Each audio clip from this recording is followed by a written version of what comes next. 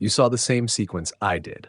A borderline, some would say soft, roughing the passer flag on Colts defensive tackle Grover Stewart that flipped a stalled defensive series into life for Kansas City, followed later by what looked like a clear late hit on Colts QB Daniel Jones after the whistle that went uncalled. That contrast set off an avalanche of fan outrage, with many people on social calling for the officiating crew to be investigated for inconsistency. SB Nation.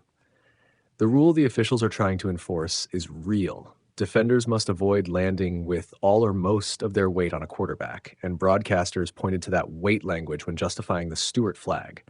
But enforcement is wildly subjective in live action. The same motion can be flagged one night and ignored the next, depending on angle, timing, and referee judgment. That subjectivity is exactly why viewers lose trust when similar plays get different outcomes. SI fans' fury isn't just about one play, it's about pattern and optics. Social feeds and writers noted that a late, obvious-looking hit by Chiefs lineman Chris Jones on Daniel Jones wasn't flagged, while the roughing call on Stewart was. That imbalance, perceived or real, is what pushed calls for an immediate review of the crew and for the league to explain itself publicly. TheSpun.com. To be fair to reality, a single call didn't decide this game. The Chiefs still had to rally from behind and earned the 23-20 overtime win on Harrison Butker's game winner. But even when the scoreboard tilts the right way for a team, inconsistent officiating undercuts the credibility of the result and fuels suspicion. Rotors.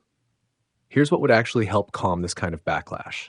Faster, clearer public explanations from the league about why specific post-play decisions were made, more consistent in-game messaging from officiating crews, the why matters, and, when appropriate, accountability steps for crews that display a pattern of miss/incorrectly called game-changing plays.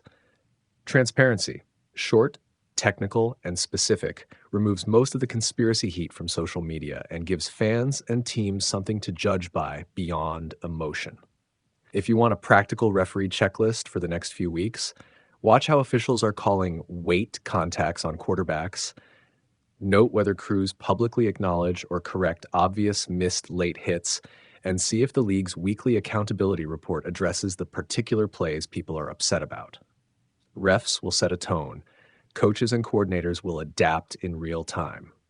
Bottom line, emotions are high because the calls felt inconsistent, and inconsistent calls drain trust. The fix isn't theatrical.